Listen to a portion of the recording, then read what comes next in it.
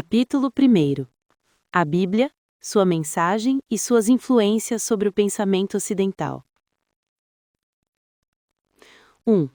Estrutura e significado da Bíblia. Com o nome de Bíblia, do grego Bíblia, igual livros, indicam-se 73 livros considerados inspirados, distintos em Antigo Testamento, que tem 46 livros, e Novo Testamento, que tem 27 livros. O Antigo Testamento divide-se, por sua vez, em livros históricos, livros didáticos e livros proféticos. Os primeiros 5 livros históricos, Gênesis, Êxodo, Levítico, Números e Deuteronômio, são os livros da Lei, ou Pentateuco. O Novo Testamento é composto pelos 4 evangelhos, pelas cartas de Paulo, pelas cartas dos apóstolos e pelo Apocalipse. Testamento traduz o termo grego diateque e indica o pacto ou aliança que Deus ofereceu a Israel. A importância histórico-cultural da Bíblia. A mensagem bíblica, mesmo que não tenha sido inspirada pela razão e sim pela fé, teve tal impacto histórico e incidiu de modo tão profundo na concepção do mundo e da natureza do homem que deve ser considerada também do ponto de vista filosófico. Nesse sentido, ela trouxe algumas contribuições revolucionárias para a história do pensamento. Segundo, as ideias bíblicas que influíram sobre o pensamento ocidental. O monoteísmo e o criacionismo a partir do nada. As mais significativas contribuições filosóficas da mensagem bíblica são: 1. O conceito de monoteísmo, que substitui o politeísmo grego. 2. O criacionismo a partir do nada, que faz o ser depender de um ato de vontade de Deus, e que se contrapõe à proibição de Parmênides da geração do ser a partir do não-ser. O antropocentrismo e a lei posta por Deus. 3. Uma concepção do mundo fortemente antropocêntrica, que não tem precedentes na filosofia helênica, que foi mais cosmocêntrica. 4. Uma interpretação da lei moral diretamente ligada à vontade de Deus. Deus seria a fonte definitiva da lei moral, e o dever do homem estaria em obedecer seus mandamentos. Para o grego, ao contrário, a lei teria o seu fundamento na natureza, e a ela também Deus estaria vinculado. O pecado e a graça. 5. Uma desobediência à lei teria causado a queda do homem. 6. O resgate desta situação depende não do homem, mas da iniciativa gratuita de Deus.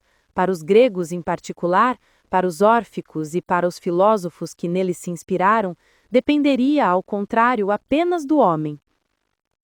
Providência e redenção. 7. A providência de que fala a Bíblia, diversamente da grega, em particular socrática e estoica, dirige-se ao homem individual. A ela está ligada a redenção operada por Deus por amor da humanidade. Eros grego e agape cristão. 8. Esta atenção de Deus pelo homem revoluciona completamente o conceito do amor, em vários sentidos.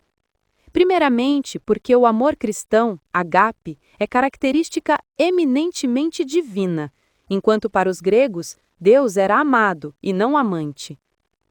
Em segundo lugar, porque a dimensão do eros helênico era aquisitiva, enquanto a do agape cristão é donativa. 9. Tal inversão não diz respeito apenas ao tema do amor, mas a toda a série dos valores dos gregos, que o cristianismo ilumina sobre a base do discurso das bem-aventuranças, em que se privilegia a dimensão da humildade e da mansidão. As bem-aventuranças, igualmente importante é a mudança de perspectiva na escatologia, que não está mais ancorada apenas no dogma da imortalidade da alma, mas também no da ressurreição dos corpos. Escatologia e história. É significativo, por fim, o novo sentido da história, como progresso para a salvação e para a realização do reino de Deus. O desenvolvimento da história, segundo os gregos, tem um andamento circular. A história não tem início nem fim, mas retorna sempre idêntica, enquanto o bíblico cristão acontece segundo um trajeto retilíneo, que tem um fim e uma consumação, o juízo universal. Monoteísmo. A doutrina da unicidade de Deus é especificamente judaico-cristã, enquanto todo o mundo helênico é condicionado pelo politeísmo. No âmbito do pensamento grego, todavia, Platão, Aristóteles e, sobretudo, Plotino haviam antecipado alguns aspectos com orientação monoteísta.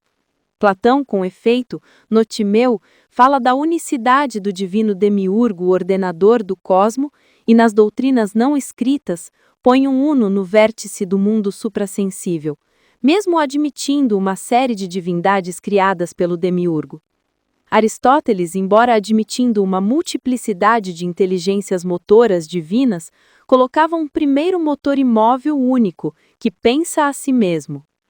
Plotino faz toda a realidade derivar do absoluto e transcendente princípio do uno.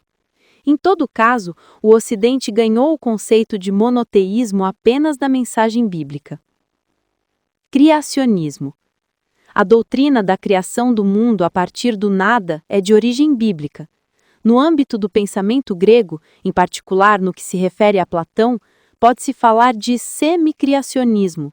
Segundo Platão, com efeito, o demiurgo não cria do nada, mas plasma e ordena uma matéria caótica e informe pré-existente. Agape. A doutrina cristã do amor, agape, caritas, opera uma revolução estrutural em relação à concepção grega do eros. Para o grego, Deus não pode amar, porque o amor pressupõe falta e, portanto, imperfeição. Para Platão, por exemplo, o eros deriva da falta do belo e do desejo de possuí-lo, e, portanto, em dimensão aquisitiva e ascensiva, é próprio do homem e não de Deus. Mesmo para Aristóteles, o motor imóvel é amado e não amante, move como objeto de amor.